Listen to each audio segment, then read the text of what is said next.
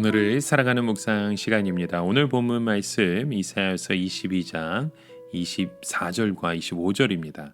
그 아비의 집에 모든 영광이 그 위에 걸리리니 그 후손과 족속되는 각 작은 그릇 곧 종지로부터 항아리 까지리라.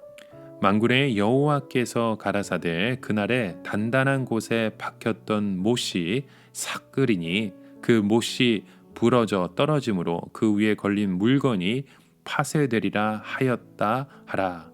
나야 여호와의 말이니라.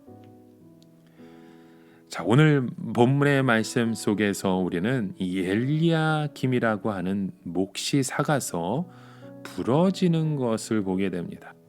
이 못이 삭아 부러졌다는 것은 두 가지 의미를 생각할 수 있죠. 하나는 엘리야김이 하나님의 집에 충실한 청지기 사명을 잘 감당하기는 했지만 그도 그런 사회적인 직분에서 벗어나지 못했다는 것입니다. 집안의 크고 작은 사람들이 모두 엘리야김의 등에 올라타는 바람에 엘리야김도 한계에 부딪힐 수밖에 없었으며 결국 유다의 재정 정책이 아주 어려워지게 됐다는 것을 살펴보게 되죠. 또 다른 하나는 유다 백성들이 스스로 일어서려고 힘써야 하는데 시시콜콜한 것까지 국고에서 해결하려고 했기 때문에 엘리야김이 그 부담을 극복하지 못해 부러지게 되고 유다 전체가 침체에 빠지게 되었다는 것입니다.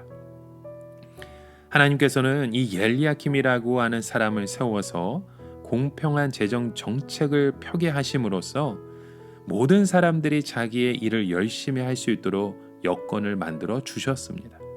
그러나 유다 백성들은 그 엘리야김 한 사람에게 너무 의지했던 것이죠. 결국 그 짐을 감당하지 못한 엘리야김은 무너질 수밖에 없었다는 거예요. 오늘 본문이 말씀하는 것은 바로 그리스도인의 재정 정책에 관한 부분입니다. 무엇보다도 재물에 대하여 바른 관점을 갖는 것이 중요하다는 거죠. 재물 그 자체는 나쁜 것이 아니지만 좋은 것도 아닙니다. 가치는 항상 중립적인 것이죠. 그래서 우리가 선하게 사용하면 얼마든지 선할 수 있습니다. 우선 중요한 것이 내가 가지고 있는 것과 하나님 나라와의 관계입니다.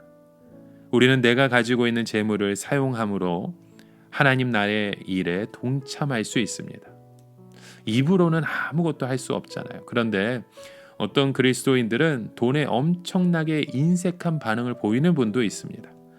말로는 구제해야 된다고 말하죠. 말로는 나누어야 된다 말합니다. 하지만 그 돈에 대해서 너무 인색할 때가 있습니다. 하나님의 나라를 너무 이상적으로 추상적으로 생각하기 때문이죠. 내가 정말 하나님의 나라에 속한 자라면 수입의 일부 혹은 상당한 부분이 다른 영혼을 구원하는 일에 사용할 수 있어야 합니다. 우리가 물질적으로 손해보지 않고 다른 영혼을 구원한다는 것은 거짓말입니다. 한 영혼이 천하보다 귀하다면 바로 그 일을 위해서 물질을 기꺼이 포기할 수도 있어야 합니다. 성경은 그래서 말씀하잖아요. 불의한 재물로 친구를 사귀라.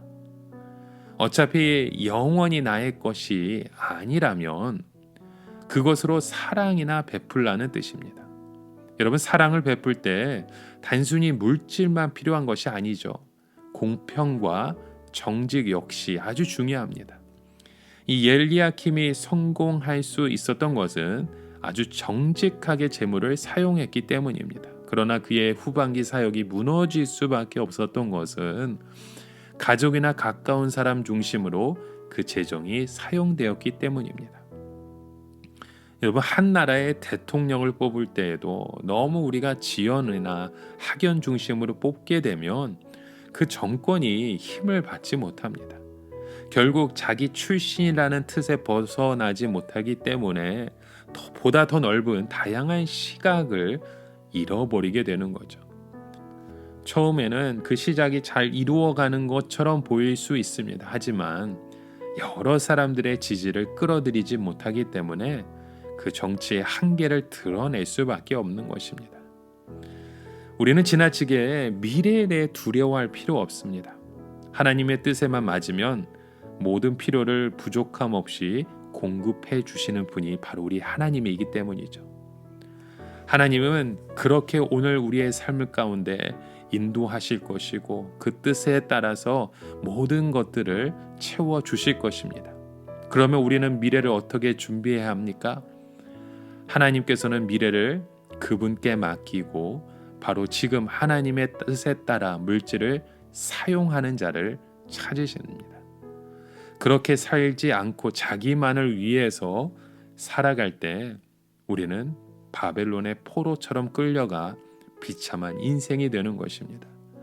여러분, 우리의 보험은요, 하나님께 드는 것입니다. 우리의 미래를 하나님께서 책임지게 하십니다. 그래야 우리의 현재의 삶을 아름답게 살 수 있는 것이고, 이 아름다움의 현재가 미래의 위기 때 하나님의 긍휼을 가져올 수 있는 것입니다. 오늘 우리의 물질의 고백이 어느 곳에 쓰여지고 있는지, 오늘 우리의 삶의 보험은 어느 곳으로 향하고 있는지 그 믿음의 모습을 다시 살펴보시는 저와 여러분 되시길 주의 이름으로 간절히 축원합니다. 함께 기도합니다. 참 좋으신 하나님, 오늘 우리의 모든 것이 주님의 뜻에, 주님의 주권 가운데 이루어지기 원합니다. 우리에게 허락하신 이 재정 또한 하나님의 방법에 아름답게 쓰여지길 원합니다. 함께 그 일들을 위해 헌신하고 이루어가게 하여 주시옵소서. 예수님의 이름으로 기도드립니다. 아멘.